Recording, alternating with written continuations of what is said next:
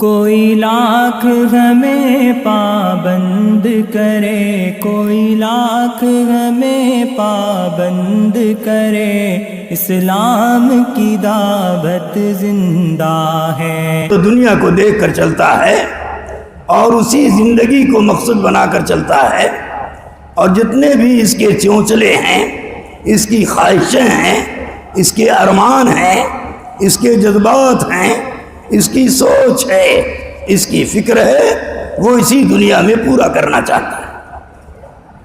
حالانکہ اس دنیا میں نہ کسی کی خواہش پوری ہوئی ہے، نہ خدا کی قسم قیامت تک کسی کی خواہش پوری ہوگی۔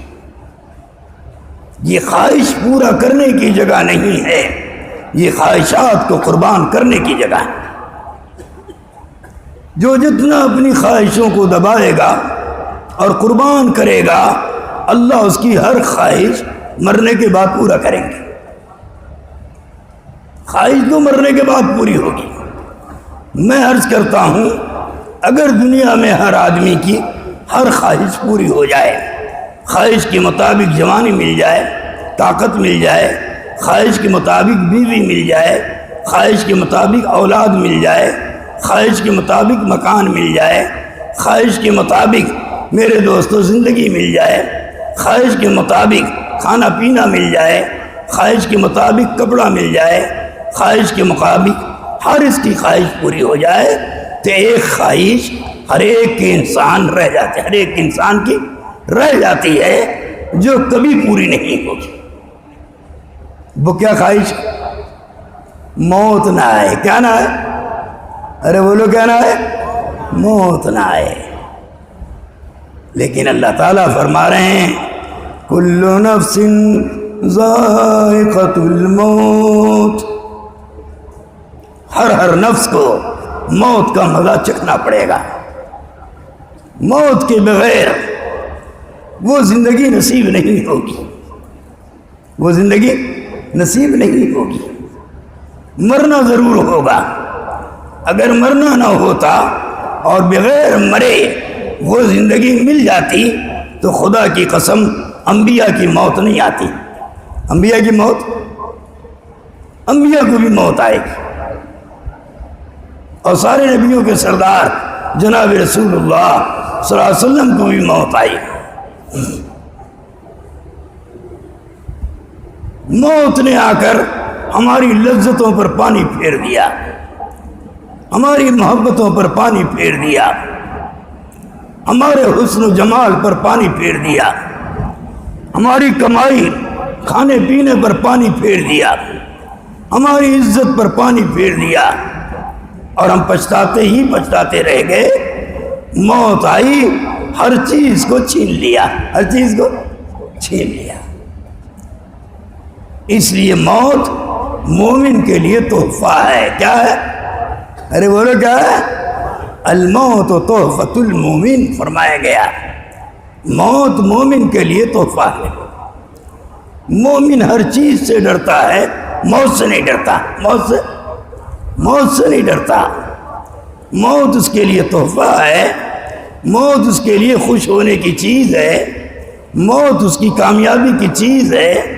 اس لیے مومن موت سے نہیں ڈرتا، بلکہ موت آنے سے خوش ہوتا ہے، موت آنے سے خوش ہوتا ہے۔ سمجھے؟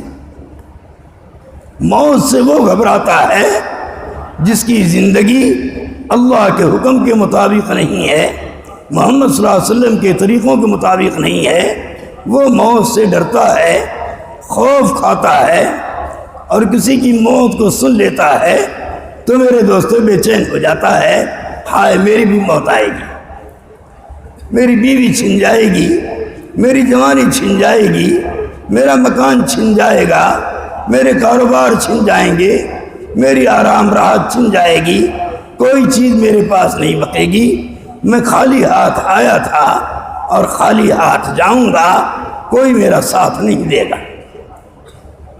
بیوی کہے گی بس تیرا ساتھ میرا ساتھ موت تک کا تھا۔ باپ کہے گا جاؤ بیٹا اب ہمارا کوئی ساتھ نہیں ہے۔ نوکر چاکر کہیں گے جاؤ اب تم اکیلے، ہمارا تمہارا کوئی ساتھ نہیں ہے۔ ہر چیز کا اس کا ساتھ چھوڑ دے گی، تنے تنہا آیا تھا، تنے تنہا دنیا سے آخرت کی طرف روانہ ہو جائے گا۔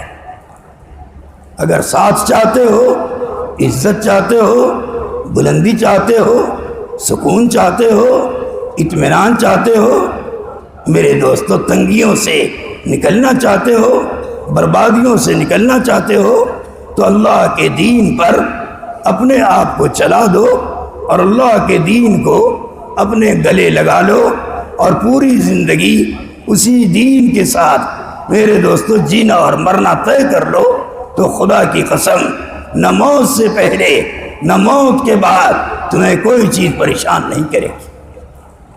پریشانی کا حل میرے دوستو یہی ہے کہ ہم بلا کسی خوف و خطر کے اللہ کی بات مانتے چلے جائیں، اللہ کے سامنے جھکتے چلے جائیں، اللہ کے حکموں پر چلتے چلے جائیں، چاہے سمجھ میں آئے چاہے نہ آئے، ہمیں اللہ کے حکم پر چلنا ہے، نبی کے طریقے پر چلنا ہے، اللہ ہر حال میں چمکائے گا اور عزت و بلندی نصیب فرمائے گا۔ اس لیے مجمع بلایا گیا کہ اس کو دنیا سے زیادہ آخرت کی فکر پیدا ہو جائے، سمجھے، آخرت کی فکر پیدا ہو جائے۔ جناب رسول اللہ صلی اللہ علیہ وسلم نے اپنی امت کو خالی بتلایا نہیں بلکہ دکھایا، سمجھے، سب دکھلا کے گئے اور سب بتلا کے گئے، اور ہر ایک امتی کو اللہ کے احکامات پر چلا کر، اللہ کے انعامات کو بتا کر، اللہ کی رضا خوشنودی کو بتا کر آپ صلی اللہ علیہ وسلم دنیا سے تشریف لے گئے، اور ایک ایک امتی کو بتا دیا مرنے کے بعد کی زندگی اصل زندگی ہے، کامیابی والی زندگی، عزت والی زندگی، خوشگوار زندگی، اطمینان والی زندگی، ہر حال یا ہر حال میں کامیاب کرنے والی زندگی وہ مرنے کے بعد کی زندگی ہے، جس کو اللہ ایمان بھی دے اور ایمان پر خاتمہ بھی دے، ایمان پر خاتمہ بھی دے، وہی اصل زندگی۔ اس لیے میرے دوست و بزرگوں، وہ اعلیٰ زندگی آخرت کی ہماری مقصد حیات بن جائے، اس کے لیے اللہ کے راستے میں نکالا جاتا ہے۔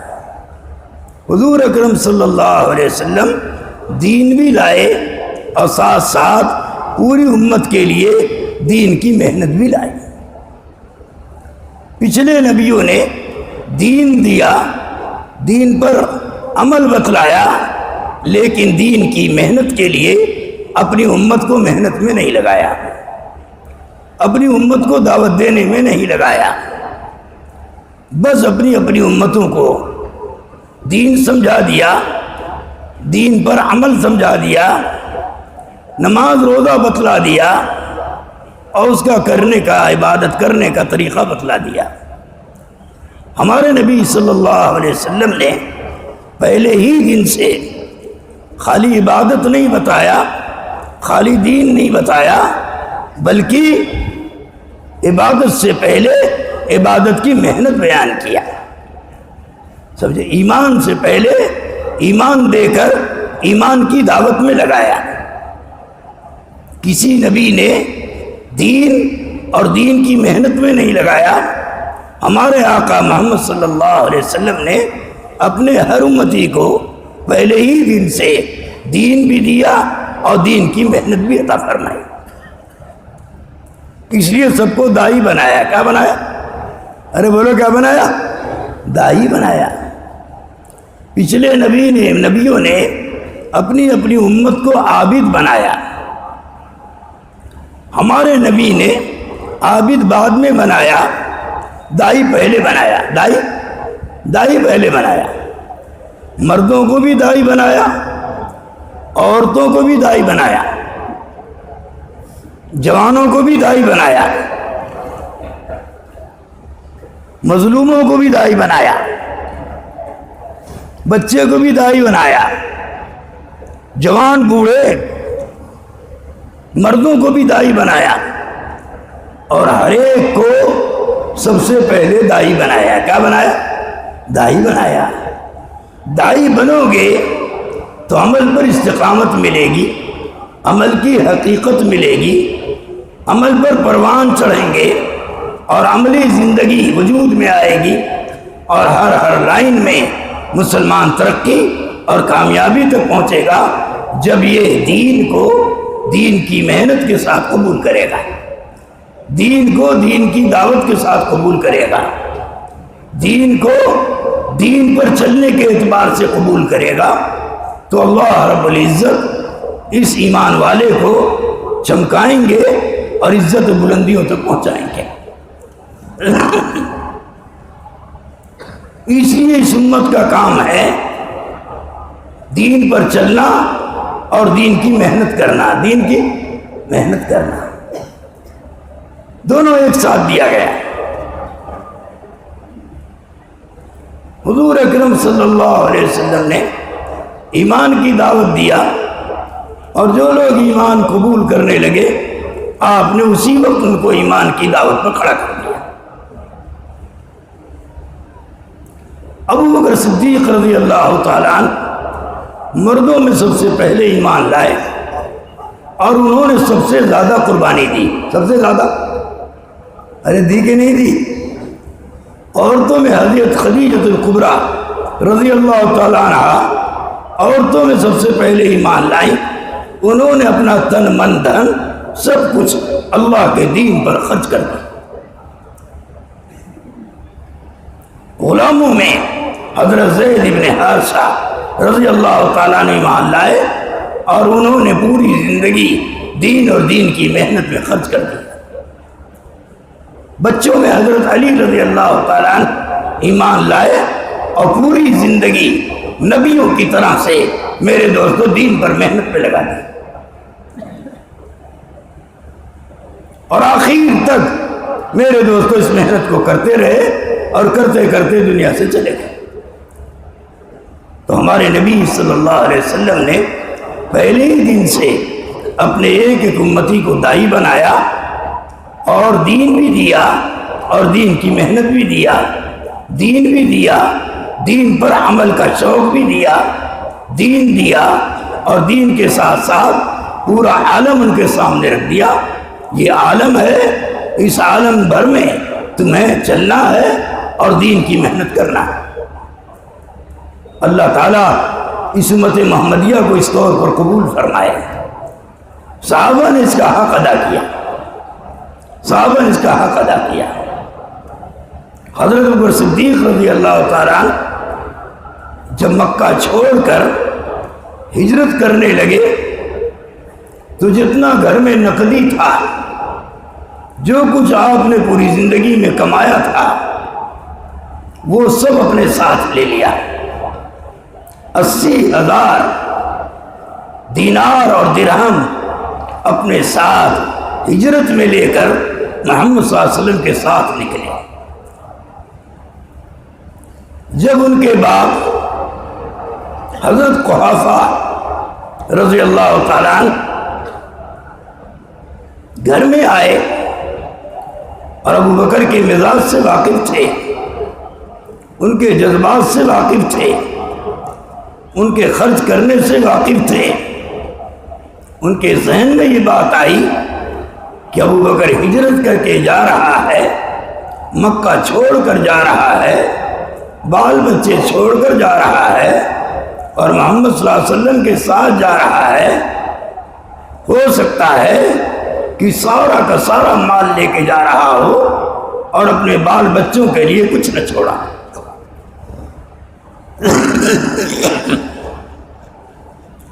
اس لیے اس اندھے باپ نے ابو بکر کے جاتے ہی گھر میں تشریف لائے اور بچیوں سے پوچھا ابو بکر کیا لے کے گئے اور کیا چھوڑا. آپ کی سب سے بڑی صاحبزادی حضرت اسماء رضی اللہ تعالیٰ عنہا نے دادا جان کا یہ سوال سنتے ہی فوراً کنکر پتھر کو ساتھ لیا اور ایک طاق پر بچھا دیا اور اس کو کپڑے سے ڈھانک دیا. اندھے دادا جان کا ہاتھ پکڑا اور ہاتھ پکڑ کر اس کنکر پتھر پر جو کپڑا بچھا ہوا تھا اس کے اوپر سے ان کا ہاتھ گزار دیا اور کہا دادا جان ترک لنا خیرن کثیرا، ترک لنا خیرن کثیرا. دادا جان آپ بالکل فکر نہ کریں، ہمارا باپ ہمارے لیے بہت بڑی خیر چھوڑ کے گیا.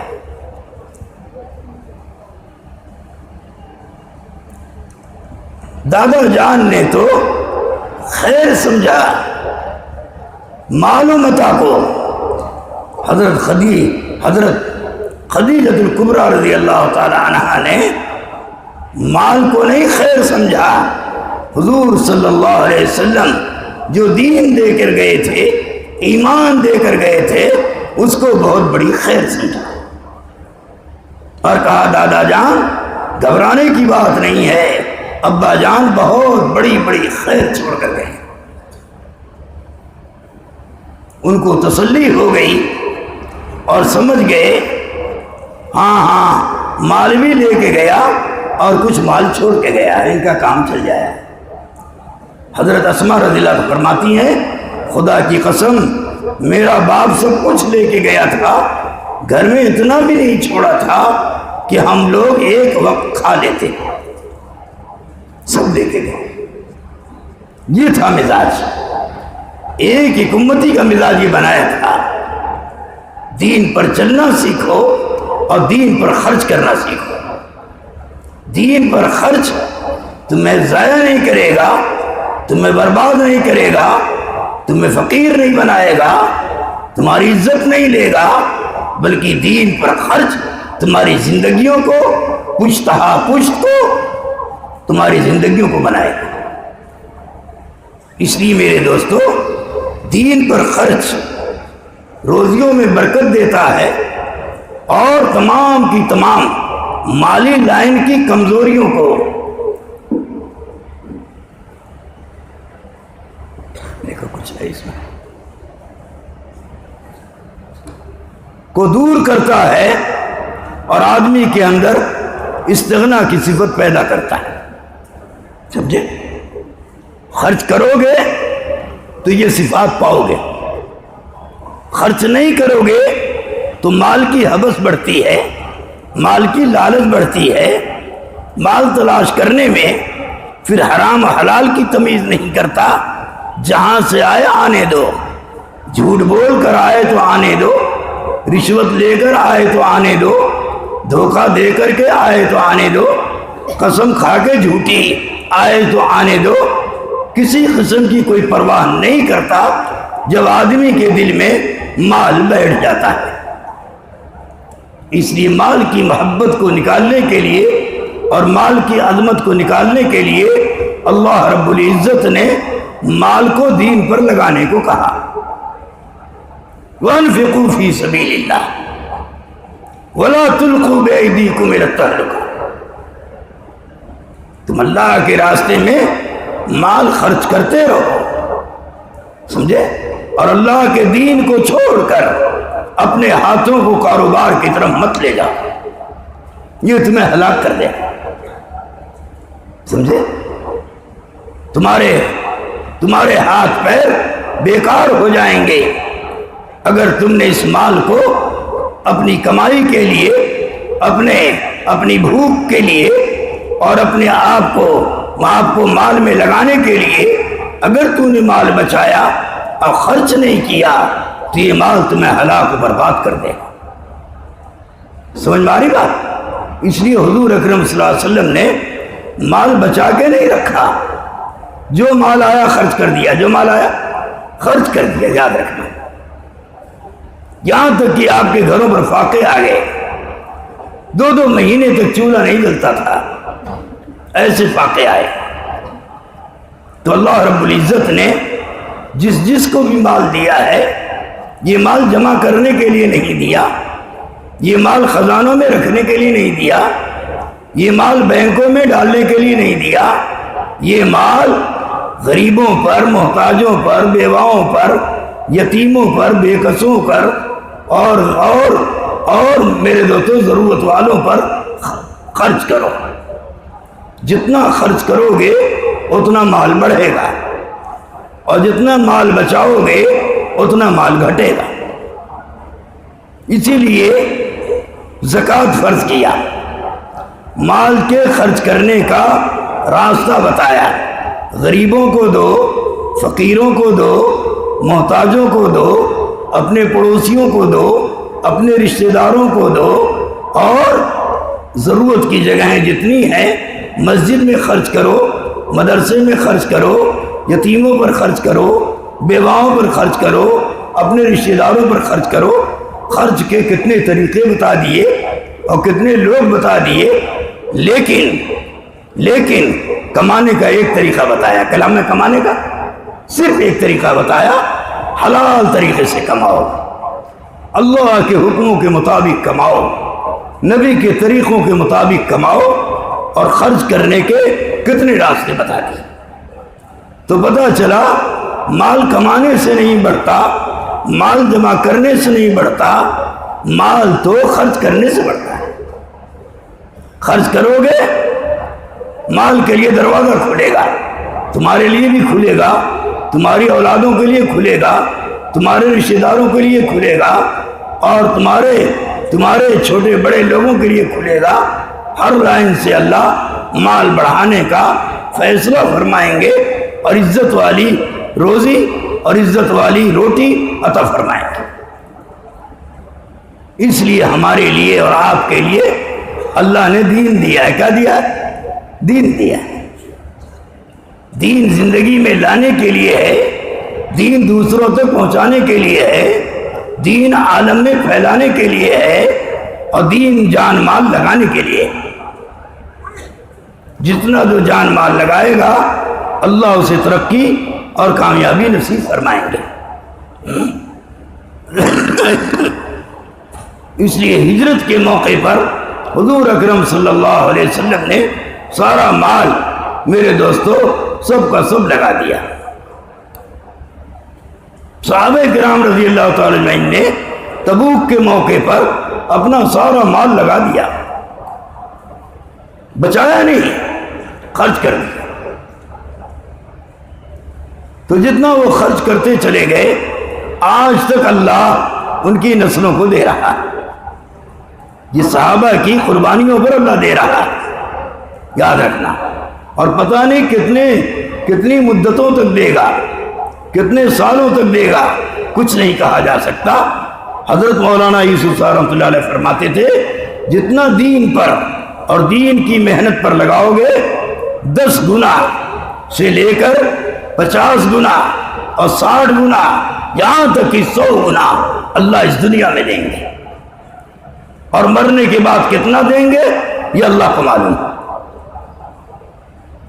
تو دین پر مال لگانے سے مال کم نہیں ہوتا، بلکہ دین پر لگانے سے مال بڑھتا ہے۔ اس لیے صاف صاف حدیث میں فرمایا گیا زکوٰۃ دو مال بڑھے گا، زکوٰۃ دو مال بڑھے گا، صدقہ دو مال بڑھے گا۔ صدقہ سے مال بڑھتا ہے، اور میرے دوستو کمانے سے اور جمع کرنے سے مال بڑھتا ہے، یاد رکھیں۔ نظر آتا ہے صاف صاف 100 روپے میں 10 روپیہ صدقہ کر دو گے تو 90 روپیہ بچے گا، 90 روپیہ بچے گا، صاف ظاہری طور پہ دکھائی دے رہا ہے۔ لیکن اللہ کے نبی فرما رہے ہیں یربی صدقہ، جتنا صدقہ دو گے اور صدقہ بڑھاؤ گے اتنا ہی مال بڑھے گا، اور جتنا جمع کرو گے اتنا ہی زیادہ مال گھٹے گا۔ اس لیے میرے دوستوں اور بزرگوں ہماری زندگی سنت پر آ جائے، شریعت پر آ جائے، سادگی پر آ جائے، مجاہدے پر آ جائے، قربانیوں پر آ جائے، پورا دین پوری زندگی میں آ جائے۔ اس کے اعتبار سے اگر ہم دنیا میں چلیں گے اور پھریں گے تو اللہ تعالیٰ کبھی ہمارے مال میں کٹوتی نہیں کاٹے گا، کبھی ہمارے مال میں کمی نہیں آنے دے گا، ہر وقت ہمارا مال بھی بڑھائے گا، ہماری زندگی بھی بڑھائے گا، ہمیں صحت قوت بھی دے گا، اور ہمیں ہر جگہ ترقی اور کامیابی نصیب فرمائے۔ اس لیے یہ زندگی ابدی زندگی کے لیے ہے، یہ دنیا کی زندگی آخرت کے لیے ہے، یہ دنیا کی زندگی اللہ اور رسول کے لیے ہے۔ جیسے وہ کہیں گے ویسے گزاریں گے تو اللہ تعالیٰ اس دنیا کی زندگی میں برکتوں کے دہانے کھول دیں گے اور ہر لائن سی عزت عطا فرمائیں گے۔ اس لیے صحابہ کرام رضوان اللہ تعالی اجمعین نے ہر حال میں مال کو خرچ کیا اور اپنی زندگیوں کو خرچ کیا، دنیا کے لیے کبھی اپنے مال کو بچایا نہیں اور دنیا کی زندگی میں کبھی مال و دولت کو جمع نہیں کیا، بلکہ جو آیا وہ خرچ کیا۔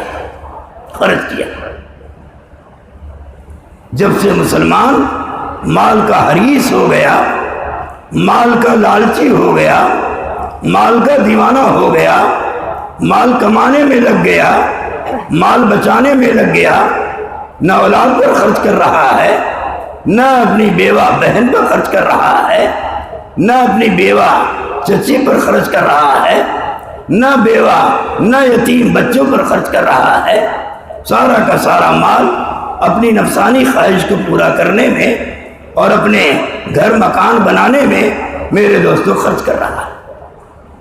حالانکہ آقا فرماتے ہیں مومن کا ہر خرچ جو بھی خرچ کرتا ہے دین کے لیے ان سب کا اجر و ثواب ملتا ہے۔ کیا ملتا ہے؟ اجر و ثواب ملتا ہے، لیکن جو مال مکان پر خرچ کرتا ہے، اینٹیں اور گارے پر خرچ کرتا ہے، اس کا کوئی اجر و ثواب نہیں ہوتا۔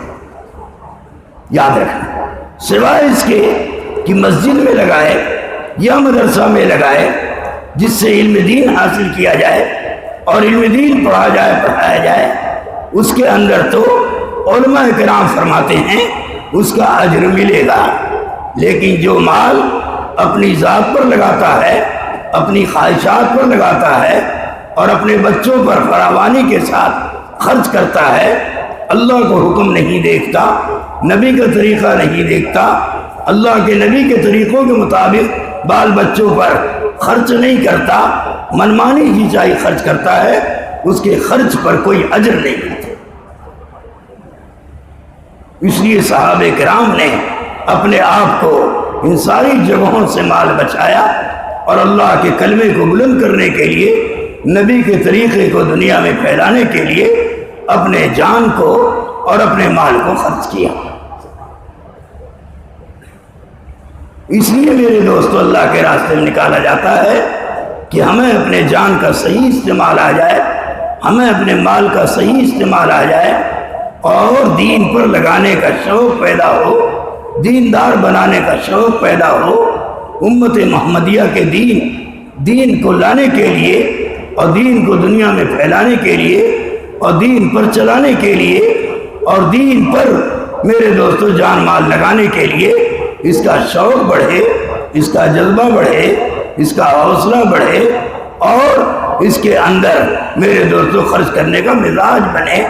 اس کے لیے اس کے جان کو اور مال کو اللہ کے راستے میں لگانے کے لیے آمادہ کیا جاتا ہے۔ سب سے بہترین مال وہ مال غنیمت ہے۔ کون مال ہے؟ مال غنیمت۔ یاد رکھنا، سب سے قیمتی مال، سب سے خیر والا مال، سب سے زیادہ برکت والا مال، سب سے زیادہ ہدایت والا مال، سب سے زیادہ ترقی والا مال، سب سے زیادہ محبوبیت والا مال، سب سے زیادہ زندگی بنانے والا مال، خدا کی قسم وہ مال غنیمت ہے جو راہ خدا میں محنت مجاہدے قربانی پر اللہ دیتا ہے۔ سب سے پاک مال ہے مال غنیمت۔ دوسرے نمبر کا مال ہدیہ ہے۔ کیا ہے؟ ارے بولو کیا ہے؟ ہدیہ۔ جس ہدیہ کے لینے میں ذرہ برابر اس کے اندر حرص نہ ہو، لالچ نہ ہو، طمع نہ ہو اور ایسی شکل صورت نہ بنائے کہ معلوم ہوتا ہے یہ بھوکا ہے، معلوم ہوتا ہے اس کے پاس کپڑے نہیں ہیں، معلوم ہوتا ہے یہ حاجت مند ہے، اس طرح سے شکل صورت بنا کر کے لوگوں سے ہدیہ قبول کرے تو یہ بھی جائز نہیں۔ ہدیہ اس پاک مال کو کہتے ہیں جس میں ذرہ برابر اسراف نہ ہو، دل کی طمع و لالچ نہ ہو، سمجھے؟ بے غرض ہو کر، لاپرواہ ہو کر کوئی دے تو اس کو قبول کر لے اور اس کو دعا دے، سمجھ میں آ رہی بات؟ تو دوسرے نمبر پر پاک مال وہ ہدیہ ہے، اور تیسرے نمبر کا پاک مال وہ حلال کمائی ہے جس میں اللہ کا حکم ٹوٹنے نہ پائے، نبی کا طریقہ چھوٹنے نہ پائے، سنت کے مطابق مال سے مال کمایا جائے، یہ کمائی کا راستہ ہے، یہ بھی پاکیزہ مال ہے۔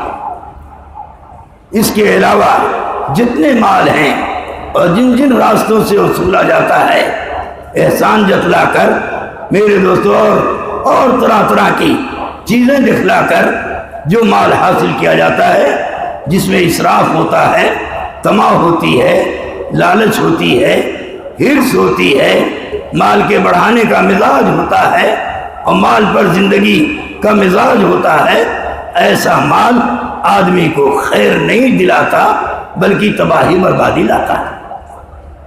اللہ ہم سب کی حفاظت فرمائے۔ اس لیے میرے دوستو بتایا گیا حلال مال کماؤ تاکہ تمہارا دل ادھر ادھر نہ جائے، تمہاری زبان سوال نہ کرنے والی بن جائے، تمہارا دل حریص لالچی نہ بن جائے، تمہارا دماغ ادھر کی طرف نہ چلنے لگے۔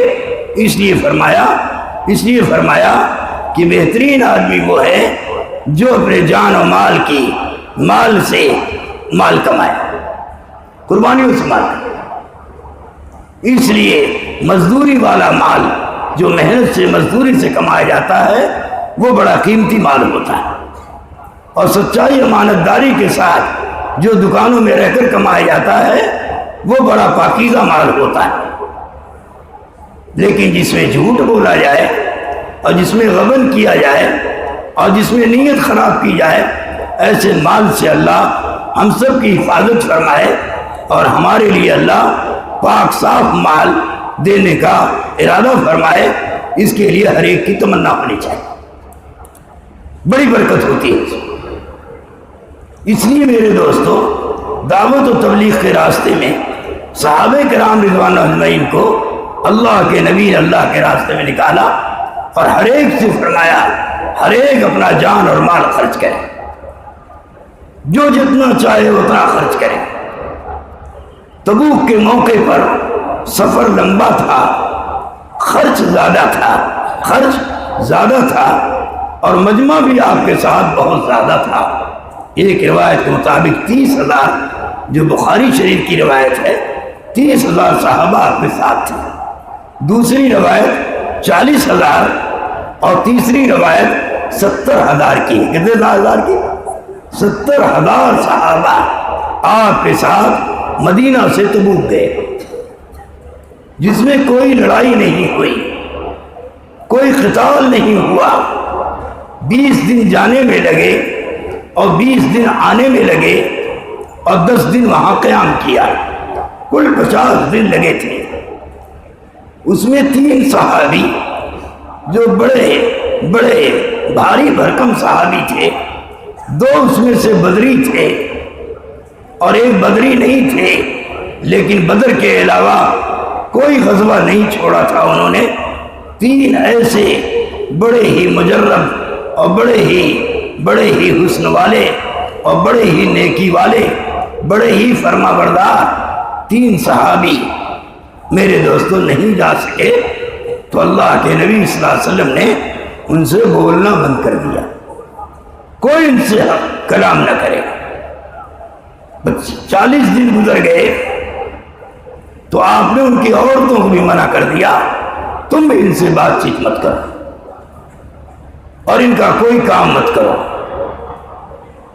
حضرت کعب رضی اللہ عنہ فرماتے ہیں ان دونوں ہمارے ساتھی جو 2 تھے جن کو آپ صلی اللہ علیہ وسلم نے بولنے سے منع فرما دیا تھا، ان میں سے 2 ساتھی تو زیادہ عمر والے تھے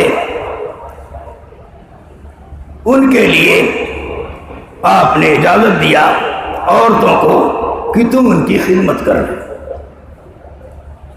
حضرت کعب رضی اللہ تعالیٰ عنہ پریشان ہوئے اور حضور صلی اللہ علیہ وسلم کی خدمت میں حاضر ہوئے۔ یا رسول اللہ صلی اللہ، ان کی بیوی گئیں اور کہا یا رسول اللہ صلی اللہ علیہ وسلم میرا مرد تو بہت زیادہ پریشان ہے، کوئی کام خود سے نہیں کر پاتا، اگر آپ اجازت دیں تو میں کھانا وغیرہ اس کو دے دیا کروں۔ آپ نے فرمایا اس کی تو اجازت ہے لیکن صحبت کی اجازت نہیں ہے۔ تو ان کی بیوی نے کہا یا رسول اللہ اس کی طرف تو کوئی رجحان ہی نہیں ہے، جب سے ان کے ساتھ یہ حادثہ پیش آیا ہے تب سے روتے روتے گزر رہی ہے، روتے روتے گزر رہی ہے اور کوئی کام کاج ہم سے نہیں لے رہے ہیں، اگر آپ اجازت دیں تو ہم بھی ان عورتوں کی طرح سے ان کی خدمت کر لیا کریں، یعنی ان کو کھانا پانی پہنچا دیا کریں۔ آپ نے فرمایا کوئی حرج نہیں، یہ کام کر سکتی۔ ایسا سخت عتاب آج تک کسی صحابی کے اوپر نہیں ہوا، اور یہ 3 بڑے بڑے صحابی تھے، 2 اس میں بدری تھے جن کے اگلے پچھلے گناہ سب کے سب معاف ہو چکے تھے، لیکن آنے والی امت کو سمجھانے کے لیے، آنے والی امت کو متنبع کرنے کے لیے، آنے والی امت کو بتلانے کے لیے کہ اللہ کے راستے میں نہ جانا اور اللہ کے راستے سے کترانا اور اللہ کے راستے میں نہ جانا یہ کتنا بڑا جرم ہے اور یہ کتنا بڑا بے عمل ہے، بد عمل ہے، جس کی وجہ سے اللہ کے نبی نے اور صحابہ نے 50 دن تک ان سے کلام نہیں کیا، ان کے سلام کا جواب نہیں دیا گیا۔ فرماتے ہیں ہمارے لیے زمین ایسی تنگ ہو گئی کہ جی چاہتا تھا زمین پھٹ جائے ہم اس میں سما جائیں۔ حضرت کعب فرماتے ہیں میں ذرا ہمت والا تھا، اپنے ساتھیوں میں طاقت والا تھا، تو میں مسجد النبوی میں جاتا تھا اور وہاں جا کر کے میں نماز ادا کرتا تھا اور میں حضور صلی اللہ علیہ وسلم کو کنکھیوں سے دیکھتا تھا۔ دیکھیں پیارے نبی صلی اللہ علیہ وسلم میری طرف بھی دیکھتے ہیں کہ نہیں دیکھتے، میری طرف بھی توجہ ہے کہ نہیں ہے۔ تو میں دیکھتا تھا کہ جب میں آپ کی طرف اپنا چہرہ کرتا تھا اور آپ کو دیکھنے کی تمنا کرتا تھا تو آپ اپنے چہرے مبارک کو پھیر لیتے تھے، اور جب میں مشغول ہوتا نماز میں تو اللہ کے نبی میری طرف دیکھتے تھے۔ تو میرے دوستوں بزرگوں، آج ہم سارے کام کرتے ہیں لیکن جہاں اللہ کے راستے میں نکلنے کا نمبر آتا ہے 1000 قسم کے بہانے سوچنے لگتے ہیں۔ سوچو آپ، حالانکہ وہ صحابہ بڑے بڑے صحابہ میں شمار ہیں، ہر دفعہ ہر غزوات میں جاتے رہے، صرف ایک غزوہ چھوٹ گیا اور فقیر ہونے کی وجہ سے نہیں چھوڑا، مال نہ ہونے کی وجہ سے نہیں چھوڑا۔ فرماتے ہیں اس زمانے میں ہمارے پاس اتنا مال تھا، اتنا مال کبھی بھی نہیں جمع نہیں ہوا، اور ہم لوگ یہی سوچتے تھے میاں کوئی بات نہیں، حضور صلی اللہ علیہ وسلم کے ساتھ تو ایک بڑا قافلہ چل رہا ہے اور پیدل چل رہا ہے، دھیرے دھیرے چل رہا ہے، ہمارے پاس تو مال بھی ہے، سواری بھی ہے، اپنی سواری پر سوار ہوں گے اور ان کو پکڑ لیں گے۔ یہ چیز ان کے لیے رکاوٹ بن گئی، روزانہ یہی سوچتے رہے، یہاں تک کہ آپ صلی اللہ علیہ وسلم 20 دن میں سارے صحابہ کو لے کر تبوک پہنچ گئے۔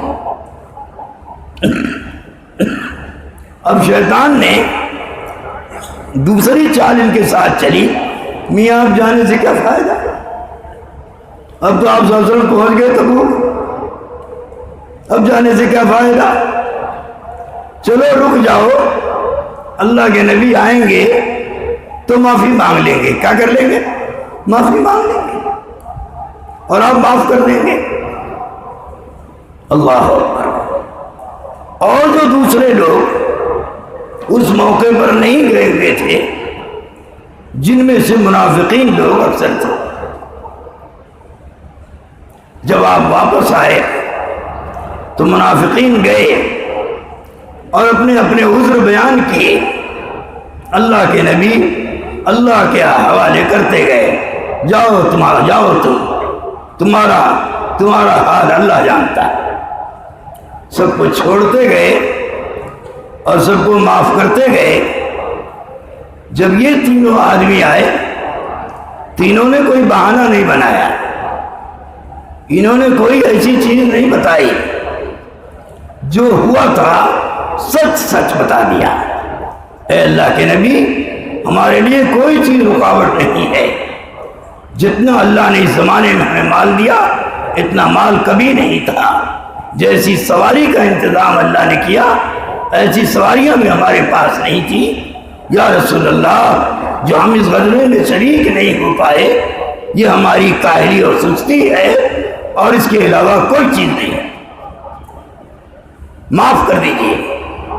آپ نے ان کو معاف نہیں فرمایا، اور لوگ جو بہانہ بنائے تھے اور ایسی ویسی باتیں کر کے آپ سے معافی مانگی، آپ نے سب کو معاف کر دیا۔ لیکن یہ تین سچے صحابی، ایمان یقین کے پکے صحابی اور اپنے عمل میں پکے صحابی، لیکن تین چیزوں کی وجہ سے نہیں جا سکے اور اسی میں رہ گئے، آج نہیں تو کل، کل نہیں تو پرسوں، میاں ہمارے پاس مال بھی ہے، سواری بھی ہے، جلدی سے سوار ہوں گے اور ان کا ساتھ پکڑ لیں گے، کوئی بات نہیں۔ یہاں تک کہ اللہ کے نبی صلی اللہ علیہ وسلم وہاں پہنچ بھی گئے، 10 دن قیام بھی کیا، اور اس کے بعد وہاں سے واپسی کے لیے روانہ بھی ہو گئے۔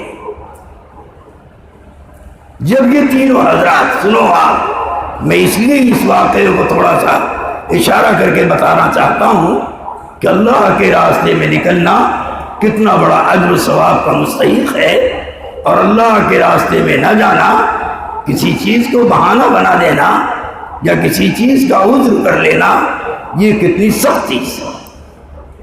یاد رکھیں، ہر چیز میں بہانہ چل جائے گا، لیکن اللہ کے راستے کے جانے میں کوئی بہانہ نہیں چلے۔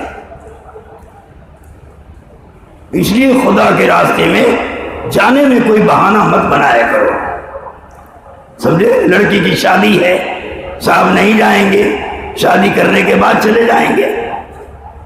ارے بھائی، تو رہے گا تب بھی شادی ہو جائے گی، تو نہیں رہے گا تب بھی شادی ہو جائے گی۔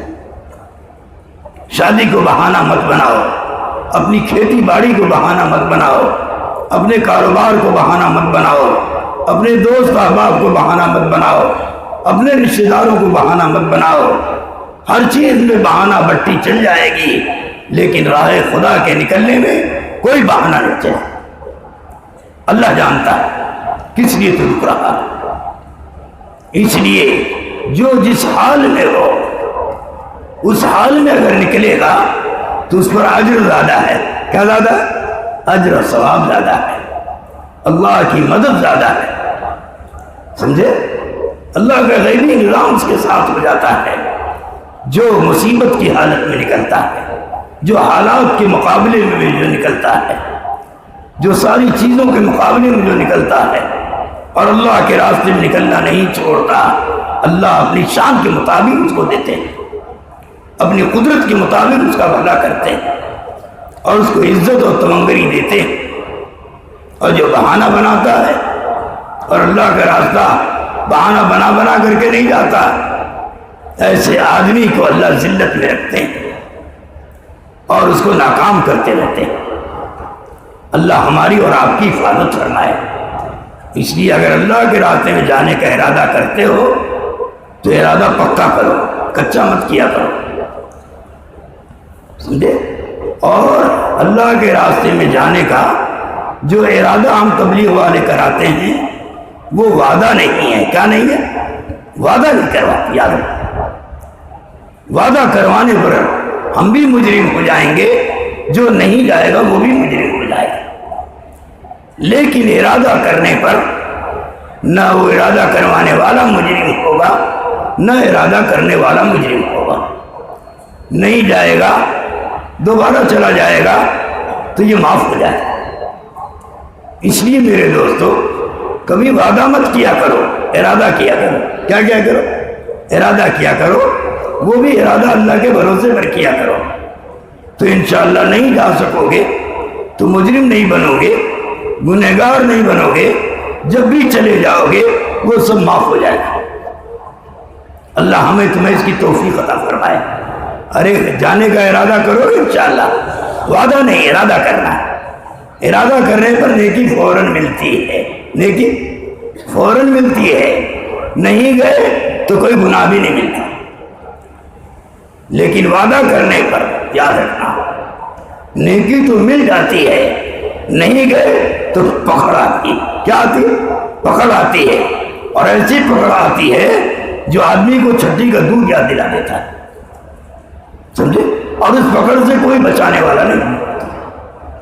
اللہ ہماری اور آپ کی حفاظت فرمائے اور وعدے سے اللہ ہم سب کی حفاظت فرمائے. کسی چیز میں وعدہ مت کیا کرو، ارادہ کیا کرو. کیا کرو؟ ارادہ کیا کرو اور کہا کرو انشاءاللہ اگر اللہ نے سہولت دے دی تو میں فلاں تاریخ سے ضرور نکلوں گا. سمجھے؟ یہ ارادہ ہوا. کیا ہوا؟ ارادہ ہوا. وعدہ کیا ہوا؟ 3 تاریخ سے میں ضرور جاؤں گا، کوئی طاقت مجھے روک نہیں سکتی. میں اپنے وعدے میں پکا ہوں. اپنے وعدے میں اگر نہیں جا سکا تو یہ مجرم و گنہگار. اللہ ہماری تمہاری حفاظت فرمائے. اس لیے ہم لوگوں سے ارادے کرواتے ہیں، نام بھی ارادے میں لکھتے ہیں. سمجھے؟ تاکہ اللہ کا بندہ گنہگار نہ ہو اور پکڑ اس کی نہ آئے. اللہ ہمیں تمہیں ہمیشہ خیر کے کاموں میں ارادہ کرنے کی توفیق عطا فرمائے. نماز نہیں پڑھ رہے ہو، کہہ دیا انشاءاللہ پڑھیں گے، ارادہ تو نیت پر فوراً ثواب مل گیا. اور پڑھ لیا تو ڈبل اجر. کون آ گیا؟ ڈبل اجر مل گیا. اور نہیں پڑھے کوئی پکڑ نہیں آئے گی. پڑھنے لگو گے تو سب معاف ہو جائے. اللہ ہمیں تمہیں دین کے کام کو بھی ہمت کے ساتھ، استقامت کے ساتھ، پوری تندہی کے ساتھ، پورے حوصلے کے ساتھ ہمیشہ کرنے کی توفیق عطا فرمائے. اس لیے اللہ کے راستے سے نہ ڈرو نہ بھاگو. نہ ڈرو نہ بھاگو. بعض لوگ تو نام لکھوا دیتے ہیں ارادے پر، لیکن ایسا ڈرتے ہیں کہ جب وصولی میں جاؤ تو چرپائی کے نیچے چھپنے لگتے ہیں. سمجھے؟ اور اتنی تیز بھاگتے ہیں کہ کہیں کوئی تبلیغ والا پکڑ نہ لے. حالانکہ بالکل غلط چیز ہے. تبلیغ والے داروغہ بن کے نہیں جاتے، جنات بن کے نہیں جاتے. سمجھے؟ مہربان بن کر جاتے ہیں، شفیق بن کر جاتے ہیں، محبت کے ساتھ جاتے ہیں کہ میرا بھائی اگر آ گیا تو اللہ اس کا بھلا کرے گا، اگر نہیں آ سکا تو اللہ اس کو معاف کرے گا. اللہ اس کو معاف کرے گا. سمجھے بھائی؟ ہم لوگ کبھی اس بات کی نیت سے اور اس بات کے ارادے سے نہیں جاتے کہ اس کو پکڑ کے لائیں گے. کیا کر کے لائیں گے؟ کبھی نہیں. یاد رکھیں. اور ایسا کرنے والا اچھا بھی نہیں ہے جو پکڑنے کے ارادہ سے جائے اور لوگوں کے اندر اس کو بدنام کرے. دیکھو نام لکھوایا تھا نہیں جا رہا. تذلیل کرنا، ذلیل کرنا یہ ہمارے کام میں نہیں ہے. یاد رکھنا. ہمارے کام میں تو شاباشی دینا ہے، ہمارے کام میں تو ہمت بڑھانا ہے، ہمارے کام میں تو اس کا حوصلہ بلند کرنا ہے اور اس سے یہ کہنا ہے بھائی کوئی بات نہیں ہے، اب کی دفعہ تم نے ارادہ کیا تھا اور تمہارا انتظام نہیں ہو سکا، کوئی بات نہیں، آئندہ کے لیے ارادہ کر لو.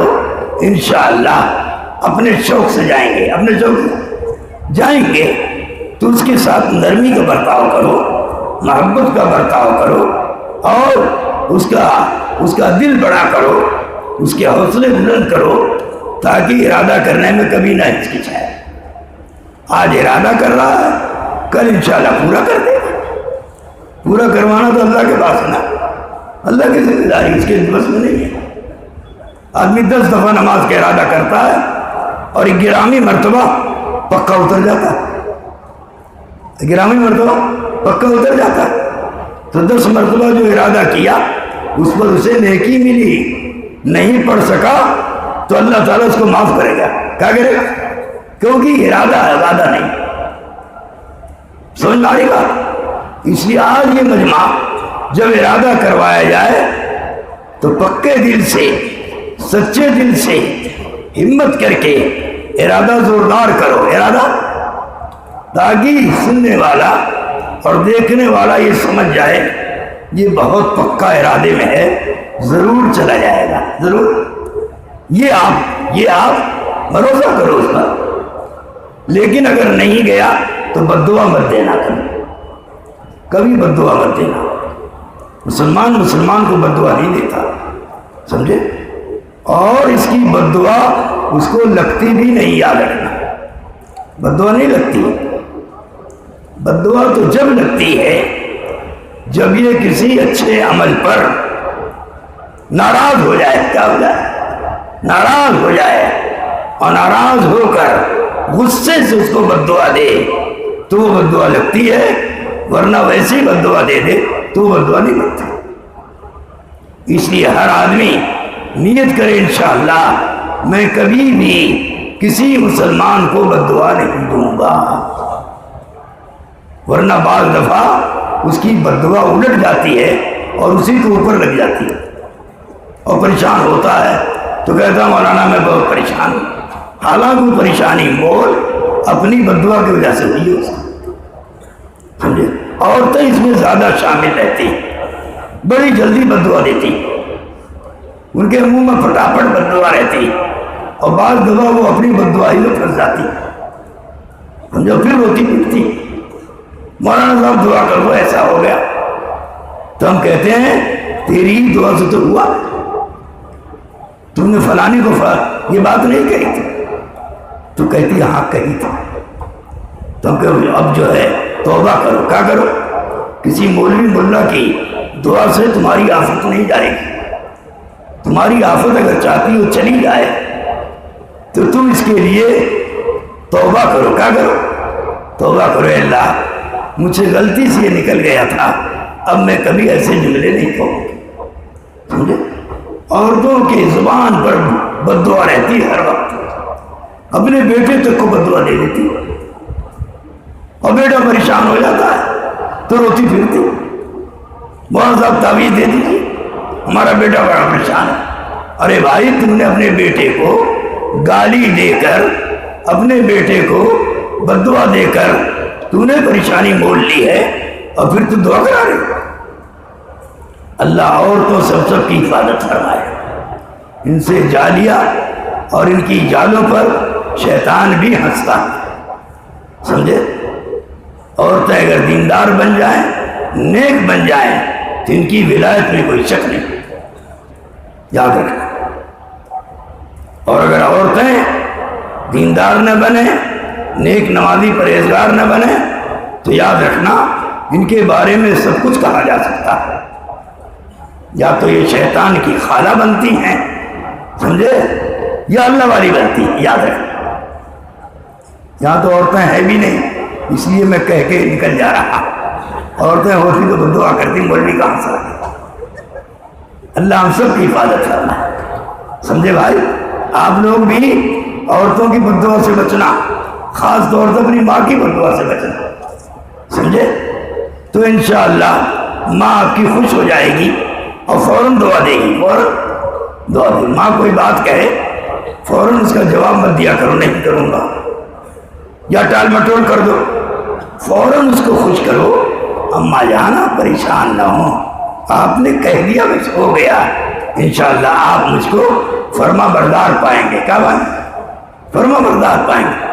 اگر اتنا آپ نے کہہ دیا تو آپ کی ماں کی کبھی بد دعا نہیں لگے گی. یاد رکھنا، کبھی بد دعا نہیں لگے گی. اللہ تعالیٰ اس ماں کی بد دعا کو تمہارے لیے خیر کا ذریعہ بنا دے گا.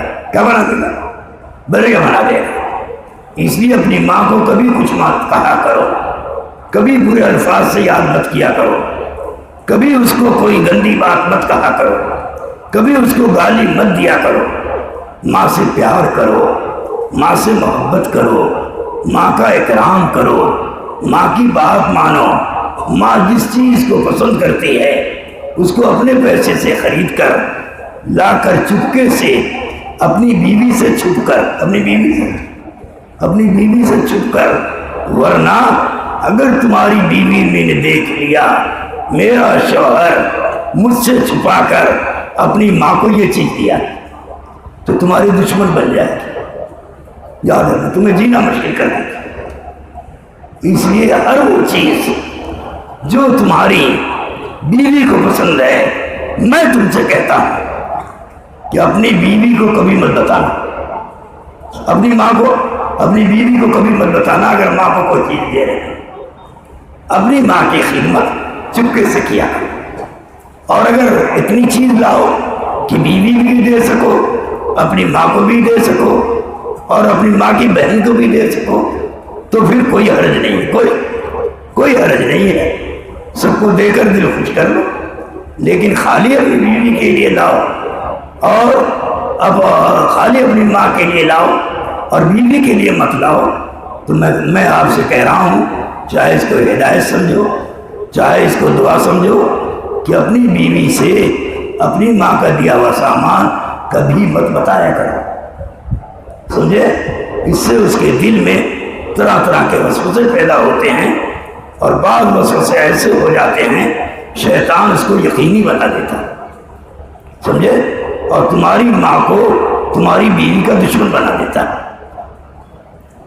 یہ بات آپ سے کوئی نہیں کہتا ہوگا، لیکن آج پتہ نہیں کیسے، میں بھی نہیں کہتا ہوں، لیکن آج دل میں آ گیا، معلوم ہوتا ہے اس قسم کے لوگ یہاں مجمع میں موجود ہیں، جس کی وجہ سے اللہ نے یہ بات کہہ پا دی ہے۔ اگر کوئی ہے تو توبہ کر لے انشاءاللہ، میں اپنی ماں کو نہیں ستاؤں گا، سمجھے؟ اور بیوی ماں سے چھپ کر بیوی کو دوں گا، اور بیوی سے چھپ کر جو چیزیں ان لوگوں کو پسند ہے، تاکہ تم لوگوں کی نگاہ میں بیوقوف نہ قرار دیے جاؤ، نیک قرار دیے جاؤ، اچھے قرار دیے جاؤ، اور دونوں خوش ہو جائیں، ماشاءاللہ میرا بیٹا تو اپنی بیوی سے زیادہ مجھ کو مانتا ہے، اور بیوی کے دل میں آئے واقعی میرا شوہر تو دنیا میں میرے علاوہ کسی سے بھی محبت نہیں کرتا، یہاں تک کہ اپنی ماں کو بھی کوئی چیز نہیں دیتا جب تک کہ مجھ کو نہ بتا دے، سمجھے؟ اس طرح سے اپنی بیویوں کو یقین بنواؤ، سمجھے؟ ورنہ ادھر سے ادھر چلی جائے گی، تم کو پتا بھی نہیں چلے، کرو گے انشاءاللہ؟ ارے اپنی بیوی کو کچھ رکھو گے اور اپنی ماں کو کچھ رکھو گے، اس کا نام دین ہے۔ اس کا نام کیا ہے؟ ہر ایک کو خوش رکھو، اور ہر ایک کی وجہ سے کسی کا دل نہ ٹوٹے، اس کا لحاظ رکھو، تو انشاءاللہ تم گھر میں سب سے اچھے مانے جاؤ گے، اور ہر ایک تمہیں دعا دے گا، اور ہر ایک جو اچھی چیز پکائے گا نا وہ تم کو چھپ کر کھلائے گا۔ ماں کے پاس کوئی چیز آ گئی تو چپکے سے تمہیں دے گی، بیٹا یہاں آؤ، اپنے کمرے میں لے جائے گی اور کہے گی لو یہیں بیٹھ کے کھا لو، سمجھے؟ پیار کرے گی۔ اور اگر بیوی کے پاس کوئی چیز آ گئی تو تمہاری ماں سے ہٹ کر کہے گی میاں یہاں آئیے، تھوڑی دیر کام ہے، آ جائیے، اب جاؤ گے وہ چپکے سے تمہیں کھلائے گی، اس کو کھا لیجیے، اماں کو پتہ نہ چلے۔ تو اس طرح سے محبتیں قائم ہوتی ہیں، اور ایک دوسرے کا حق قائم ہوتے ہیں، اور ایک دوسرے کو جان سے زیادہ عزیز بن جاتے ہیں۔ اللہ ہمیں تمہیں ہر ایک سے سچی محبت نصیب فرمائے۔ کبھی کسی کے بارے میں بدگمانی مت کرو، نہ اپنے دوست کے بارے میں، نہ اپنی بیوی کے بارے میں، نہ اپنے بھائی کے بارے میں، نہ اپنے ماں باپ کے بارے میں، کبھی بدگمانی کسی سے مت رکھو۔ بدگمانی دیکھنے میں گناہ نہیں ہے، لیکن آدمی کا دل توڑ دیتی ہے، آدمی کا دل توڑ دیتی ہے۔ دل کو توڑنے والی سب سے بری چیز بدگمانی، سمجھے بھائی؟ اللہ ہماری اور آپ کی حفاظت فرمائے۔ ہر ایک کے ساتھ اچھا گمان رکھو۔ کیسا گمان؟ اچھا گمان، دوست کے ساتھ بھی، دشمن کے ساتھ بھی، باپ کے ساتھ بھی، بھائی کے ساتھ بھی، پڑوسی کے ساتھ بھی، چاہے کتنا بڑا کٹر ہو اور کتنی گالیاں تم کو ایک سانس میں دیتا ہو، اس کے ساتھ بھی اچھا گمان رکھو، تمہارے اچھے گمان کی وجہ سے اللہ اس کو اچھا بنا دے گا اور سچی توبہ کی توفیق عطا فرمائے. اور اگر آپ بھی اس کے بارے میں بدگمانی کرنے لگو گے تو دشمنی میں تبدیل ہو جائے گی اور کبھی یہ دشمنی یہاں تک کہ موت تک ختم نہیں ہوگی. اللہ ہم سب کی حفاظت فرمائے.